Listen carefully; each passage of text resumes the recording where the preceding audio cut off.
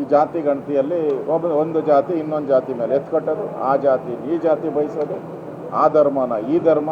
ಯಾಕೆ ಸಿದ್ದರಾಮಯ್ಯ ಈ ರಾಜ್ಯದಲ್ಲಿ ಜಾತಿಯನ್ನು ಒಡೆಯೋದರಲ್ಲಿ ನಂಬರ್ 1, ಧರ್ಮಗಳನ್ನು ಒಡೆಯೋದರಲ್ಲಿ ನಂಬರ್ 1. ಈಗಾಗಲೇ ವೀರಶೈವ ಲಿಂಗಾಯತ ಒಡೆದು ಕಪಾಳ ಮೋಕ್ಷ ಆಯಿತು.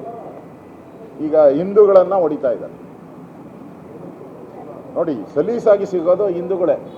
ನಮ್ಮ ಹಿಂದೂಗಳೆಲ್ಲ ಸ್ವಲ್ಪ ಬುದ್ಧಿ ಕಲಿಬೇಕು ಸಿದ್ದರಾಮಯ್ಯನು. ಯಾಕೆಂದರೆ ಮುಸ್ಲಿಮರು ನೋಡಿ, ಮುಸ್ಲಿಮಲ್ಲಿ ಎಷ್ಟು ಜಾತಿ ಇದೆ? 10 ಜಾತಿ ಇದೆ. ಶಿಯಾ ಇದೆ, ಸುನ್ನಿ ಇದೆ, ಬೋರಾ ಇದೆ, ಕೋರಾ ಇದೆ, ಏನೇನೋ ಇದೆ. ಅಲ್ಲಿ ಒಂದನ್ನು ಡಿವೈಡ್ ಮಾಡಿದಾರ? ಒಂದು ಡಿವೈಡ್ ಮಾಡಿಲ್ಲ. ಹಿಂದೂಗಳಲ್ಲಿ ಒಡೆದು ಪೀಸ್ ಸಣ್ಣದು ಬಿಟ್ಟಿಲ್ಲ. 200 ಇರೋರ್ನು ಒಂದು ಜಾತಿಗೆ ಹಾಕಿ ಕೊಟ್ಟಿದ್ದಾರೆ. 200 ಜನಸಂಖ್ಯೆ ಇರೋ ಕುಟುಂಬನೂ ಕೂಡ ಒಂದು ಜಾತಿ ಮಾಡಿ ಡಿವೈಡ್ ಮಾಡಿದ್ದಾರೆ. ಯಾರು ಹೇಳಿದ್ರು ಮನೆಗೆ ಬಂದಿದ್ದೀರಿ ಅಂತ? ಕಾಂಗ್ರೆಸ್ MLAನೇ ಹೇಳಿದಾನಲ್ಲ, ಯಾರು ಗಾಣಿಗ, ರವಿ ಗಾಣಿಗ ಹೇಳಿದ್ದಾನೆ, ದಾವಣಗೆರೆಯವರು ಹೇಳಿದ್ದಾರೆ, ಶಾಮನೂರು ಶಿವಶಂಕರಪ್ಪ ಹೇಳಿದ್ದಾರೆ. ಕಾಂಗ್ರೆಸ್ MLAಗಳು ಹೇಳ್ತಾ ಇದ್ದಾರೆ, ನಾವೆಲ್ಲ ಹೇಳ್ತಾ ಇರೋದು ಮನೆಗೆ ಬಂದಿಲ್ಲ ಅಂತ. ನಮ್ಮ ಮನೆಗೆ ಬಂದವರು ಹೆಂಗೋ ಗೊತ್ತಿಲ್ಲ. ಯಾರ ಮನೆಗೂ ಬರದೇ ಸರ್ವೆ ಮಾಡಿರೋ ಅಂಥದ್ದು. This is the technique of Siddaramaiah. ಇಲ್ಲಿ 165 ಕೋಟಿ ಖರ್ಚು ಮಾಡಿದ್ದಾರೆ, ಅದನ್ನು ಲೂಟಿ ಹೊಡೆದ್ಬಿಟ್ಟಿದ್ದಾರೆ. ಈ ಆಯೋಗ ಏನಿದೆ ಲೂಟಿ ಹೊಡೆದಿದೆ. ಇದನ್ನು ತನಿಖೆ ಆಗಬೇಕು, ಇದನ್ನು ಲೋಕಾಯುಕ್ತಕ್ಕೆ ತನಿಖೆಗೆ ಕೊಡಬೇಕು ಅಂತ ಆಗ್ರಹ ಮಾಡ್ತಾ ಇದ್ದೀವಿ. ಎಲ್ಲರೂ ಆಪಾದನೆ ಮಾಡ್ತಾ ಇದ್ದಾರೆ, ನಮ್ಮ ಮನೆಗೆ ಬಂದಿಲ್ಲ, ನಮ್ಮ ಮನೆ. ಆ ದುಡ್ಡೆಲ್ಲ ಎಲ್ಲೋಯ್ತು? ಒಂದು ಸರ್ವೆ ಮಾಡೋಕ್ಕೆ, ಒಂದು ಮನೆಗೆ ಹೋಗೋಕ್ಕೆ ಇಷ್ಟು ದುಡ್ಡು ಅಂತ ಕೊಡ್ಬೇಕು ನಾವು. ಸರ್ಕಾರದ 165 ಕೋಟಿ 165 ಕೋಟಿ ದುಡ್ಡು ನುಂಗಿ ನೀರು ಕುಡಿದ್ಬಿಟ್ಟಿದ್ದಾರೆ. ಪಂಚ ಗ್ಯಾರಂಟಿ ಅಂದ್ರೆ ಅಭಿವೃದ್ಧಿ ಆಗ್ತಾ ಇಲ್ಲ, ಆ ಒಂದು ಹಾದಿ ತಪ್ಪಕ್ಕೆ ಮಾಡ್ತಾ ಇದ್ದಾರೆ, ಅಥವಾ ಏನು ನೀವು ಹೋರಾಟ ಏನು ಮಾಡ್ತಾ ಇದ್ರೆ ಅದನ್ನ ಹಾದಿ ತಪ್ಪಕ್ಕೆ ಮಾಡ್ತಾ ಇದ್ದಾರೆ ಅಂತೇಳಿ? ಅಲ್ಲ, ಅವ್ರ ಕುರ್ಚಿಗೆ ಕಂಟಕ ಬಂದಿದೆ. BJP ದೊಡ್ಡ ರೀತಿಯಾದಂಥ ಹೋರಾಟವನ್ನು ಅವ್ರು ತಿಳ್ಕೊಂಡಿದ್ರು. ಒಂದು ದಿನ ಅಧಿಕಾರ ಅಂತ ಸುಮ್ಮನೆ ಆಗ್ತಾರೆ ಅಂತ ಇಡೀ ರಾಜ್ಯವ್ಯಾಪಿ ನಾವು ಹೋರಾಟ ಮಾಡ್ತಾ ಇದ್ದೀವಿ. ಡೈವರ್ಟ್ ಮಾಡಬೇಕು ಸಿದ್ದರಾಮಯ್ಯನ, ಇದು ಡೈವರ್ಟ್ ಮಾಡಬೇಕು ಈ ವಿಚಾರಗಳನ್ನೆಲ್ಲ. ಜನಗಳ ಮನಸ್ಸಲ್ಲಿ ಈ ತಂದಿಟ್ಬಿಟ್ರೆ ಇವರಿಬ್ಬರು ಕಿತ್ತಾಡ್ಕೊಂಡು ಇರ್ತಾರೆ, ನಾನು ಆರಾಮಾಗಿ ನಿದ್ದೆ ಮಾಡ್ಬೋದು ಅಂತ. ಹೇಗೂ ನಿದ್ದೆ ಮಾಡೋಕ್ಕೆ ಸಮಯ ತಗೊಂತಾ ಇದ್ದಾರೆ ಅಷ್ಟೇ. ಈ ಹಿಂದೆ ನೀವು ಬೆಂಗಳೂರಲ್ಲಿ DK ಶಿವಕುಮಾರ್ ನವೆಂಬರ್ ನಂತರ CM ಆಗ್ತಾರೆ ಅಂತ ಹೇಳ್ತೀವಿ. ಈಗ ಮೊನ್ನೆಷ್ಟೇ ನಿಮ್ಮ ಒಕ್ಕಲಿಗ ಸ್ವಾಮೀಜಿ ಕೂಡ ನಿನ್ನೆ ಹೇಳಿದ್ದಾರೆ DK ಶಿವಕುಮಾರ್ CM ಆಗ್ತಾರೆ ಅಂತ. ಇಲ್ಲೊಂದು ಕಡೆ ನಿಮ್ಗೆ ಮುಂಚೆನೇ ಗೊತ್ತಾಗಿದ್ದೇನೆ ಹೆಂಗೆ DK ಶಿವಕುಮಾರ್ CM ಆಗೋದು? ನೋಡಿ, ಒಪ್ಪಂದ ಆಗಿರೋದು 100ಕ್ಕೆ 100 ಸತ್ಯ. ಒಪ್ಪಂದ ಆಗಿರೋದು 100ಕ್ಕೆ 100 ಸತ್ಯ. ಇವತ್ತಲ್ಲ ಒಪ್ಪಂದ ಆಗಿರೋದು, 2 ವರ್ಷದಿಂದನೇ ಒಪ್ಪಂದ ಆಗಿರೋದು.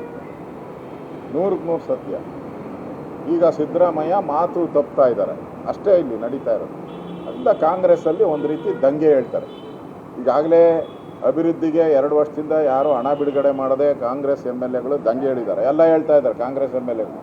ನನಗೀಗ ಪತ್ರಕರ್ತರು ಹೇಳ್ತಾ ಇದ್ರು, BJP ಸರ್ಕಾರನೇ ಬೆಸ್ಟ್ ಇತ್ತು, ಅಟ್ಲೀಸ್ಟ್ 100 ರೂಪಾಯಿ ಕೇಳಿದ್ರೆ 50 ರೂಪಾಯಿ ಕೊಡೋರು ಇವರು 10 ರೂಪಾಯಿ ಕೊಡೋ ಯೋಗ್ಯತೆ ಇಲ್ಲ ಅಂತ ಕೇಳ್ತಾರೆ. 10 ರೂಪಾಯಿ ಕೊಡೋ ಯೋಗ್ಯತೆ ಇಲ್ಲ. ಆ ಪರಿಸ್ಥಿತಿ. ಅಭಿವೃದ್ಧಿ ಅಂತೂ ಇಲ್ಲೇ ಇಲ್ಲ. ಬರೀ ಸ್ಕ್ಯಾಂಡಲ್ಲು, ಕಾಂಟ್ರಾಕ್ಟ್ರುಗಳು ಆತ್ಮಹತ್ಯೆ, ವಿಷ ಕುಡಿತೀನಿ ದಿನ ಬರ್ತಾನೆ ಇದೆ. ನಮ್ದಾದಾಗ ದೊಡ್ಡ ಸುದ್ದಿ ಆಗೋಯ್ತು, ಈಗ ಸುದ್ದಿನೇ ಇಲ್ಲ. ಕಾಂಗ್ರೆಸ್ ಅವರು ಅದನ್ನು ಕೇಳಿದ್ರೆ ಹೋಗಿ ಕಂಪ್ಲೇಂಟ್ ಕೊಡೋಗ್ರಿ ಅಂತಾರೆ.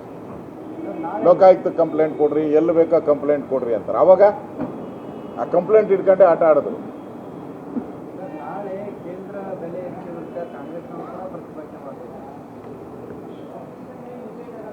ನೋಡಿ, ನರೇಂದ್ರ ಮೋದಿಯವರು ಗ್ಯಾಸ್ ಸಿಲಿಂಡರ್ ಬೆಲೆಯನ್ನು 2 ಬಾರಿ ಇಳಿಸಿದ್ದಾರೆ. ಈಗ 50 ರೂಪಾಯಿ ಮಾತ್ರ ಜಾಸ್ತಿ ಮಾಡಿದ್ದಾರೆ. ಇವ್ರು ಯಾವುದನ್ನ ಇಳಿಸಿ ಜಾಸ್ತಿ ಮಾಡಿದರೆ ನಾವು ಒಪ್ಕೊತಾ ಇದ್ದೀವಿ. ಯಾವ್ದು ಇಳಿಸಿದ್ದಾರೆ? ಡೀಸೆಲ್ ಬೆಲೆ ಇಳಿಸಿದ್ದಾರೆ, ಪೆಟ್ರೋಲ್ ಬೆಲೆ ಇಳಿಸಿದ್ದಾರೆ, ಹಾಲಿನ ಬೆಲೆ ಇಳಿಸಿಲ್ಲ. ನರೇಂದ್ರ ಮೋದಿ ಇಳಿಸಿದ್ರು, ಈಗ 50 ರೂಪಾಯಿ ಜಾಸ್ತಿ ಮಾಡಿದ್ದಾರೆ ಅಷ್ಟೇ, ಒಂದೇ.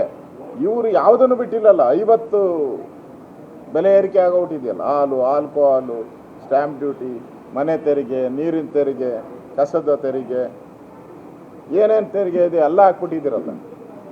ಅದು ಜನರ ಆಕ್ರೋಶಕ್ಕೆ ಗುರಿಯಾಗಿರ್ತಕ್ಕಂಥದ್ದು. ಇದರಿಂದ ಇವತ್ತು ಕೇಂದ್ರ ಸರ್ಕಾರ ಮಾಡಿರೋ ಒಂದೇ ಒಂದು ವಿಚಾರವಾಗಿ ತೆರಿಗೆಯನ್ನು ಜಾಸ್ತಿ ಮಾಡಿದ್ರು. ಇವರು ನೂರಾರು ತೆರಿಗೆಗಳನ್ನು ಜಾಸ್ತಿ ಮಾಡಿದ್ದಾರೆ. ಅದಕ್ಕೆ ಜನರ ಆಕ್ರೋಶ ಈ ಕಾಂಗ್ರೆಸ್ ಸರ್ಕಾರದ ಮೇಲೆ ಬಂದಿದೆ. ಬಸನಗೌಡ ಪಾಟೀಲ್ ಯತ್ನಾಳವರ ಘರ ವಾಪಸಿ ಆಗ್ಬೋದಾ? ಇನ್ನೇನ ಇದೆ ಬೇರೆ ಬೇರೆ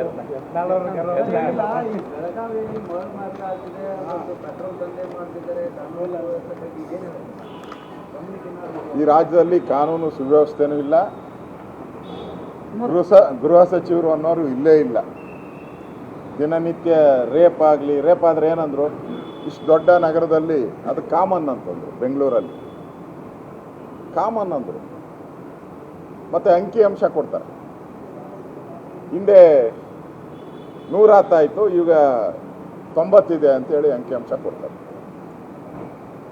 ನಾವು ಒಂದು ಬದಲಾವಣೆ ತರ್ತೀರಿ ರಾಜ್ಯದಲ್ಲಿ ಅಂತ ಅಧಿಕಾರಕ್ಕೆ ಬಂದಂಥ ಕಾಂಗ್ರೆಸ್ಸು ಇವತ್ತು ಇಡೀ ಕರ್ನಾಟಕದಲ್ಲಿ ಕಾನೂನು ಸುವ್ಯವಸ್ಥೆ ಕೈ ಚೆಲ್ಲಿ ಬಿಟ್ಬಿಟ್ಟಿದ್ದಾರೆ.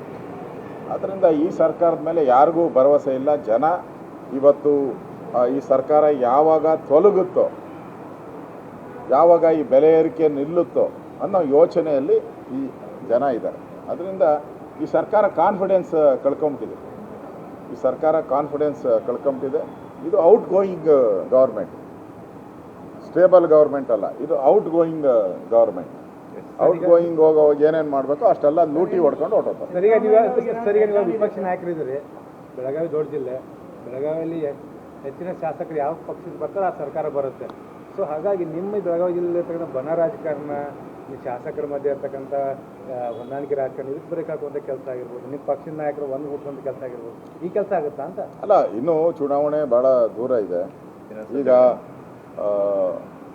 ರಾಜ್ಯ ಅಧ್ಯಕ್ಷರು ಇವೆಲ್ಲ ಫೈನಲೈಸ್ ಆದ ತಕ್ಷಣವೇ ಕೂಡ ಎಲ್ಲ ಜಿಲ್ಲೆಗಳಿಗೂ ನಾನು ಅಧ್ಯಕ್ಷರು ಎಲ್ಲ ಪ್ರವಾಸ ಮಾಡ್ತೀರಿ. ಎಲ್ಲೆಲ್ಲಿ ಸಣ್ಣ ಪುಟ್ಟ ಭಿನ್ನಾಭಿಪ್ರಾಯ, ದೊಡ್ಡ ಭಿನ್ನಾಭಿಪ್ರಾಯ ಯಾವುದೂ ಇಲ್ಲ. ಕಾರ್ಯಕರ್ತರ ಲೆವೆಲಲ್ಲಿ ಭಿನ್ನಾಭಿಪ್ರಾಯ ಯಾವುದೂ ಇಲ್ಲ. ಕೆಲವು ಮುಖಂಡರುಗಳ ಮಧ್ಯೆ ಇರೋ ಭಿನ್ನಾಭಿಪ್ರಾಯನ ಇಲ್ಲೇ ಬಂದು ಕೂತು ಒಂದು ದಿನ ಇದ್ದು ಎಲ್ಲ ಕಡೆ ಮಾತಾಡಿ ಸಮಾಧಾನ ಮಾಡಿ ಒಟ್ಟಿಗೆ ಈ ದುಷ್ಟ ಭ್ರಷ್ಟ ಸರ್ಕಾರವನ್ನು, ಕಾಂಗ್ರೆಸ್ ಸರ್ಕಾರವನ್ನು ತೆಗೆಯುವಂಥದ್ದಕ್ಕೆ ಒಟ್ಟಿಗೆ ಹೋಗ್ತೀರಿ. ಅದಕ್ಕೆ ಈಗಾಗಲೇ ನಾವು ಕೇಂದ್ರದ ನಾಯಕರಿಗೂ ಗಮನಕ್ಕೆ ತಂದಿದ್ದೀರಿ.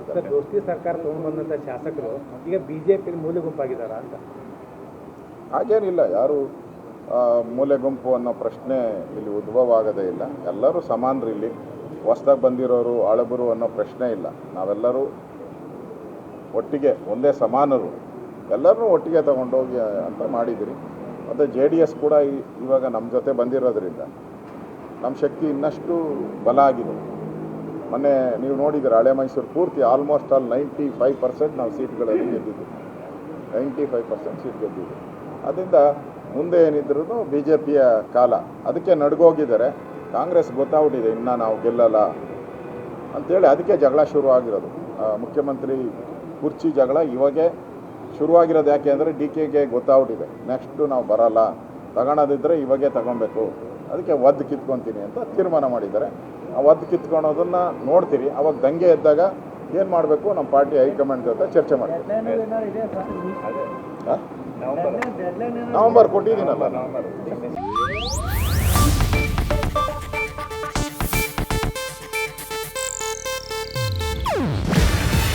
ಇದು ಏಷ್ಯಾನೆಟ್ ನ್ಯೂಸ್ ನೆಟ್ವರ್ಕ್ ಪ್ರಸ್ತುತಿ. ನೀವು ನೋಡ್ತಿದ್ದೀರಾ ಏಷ್ಯಾನೆಟ್ ಸುವರ್ಣ ನ್ಯೂಸ್.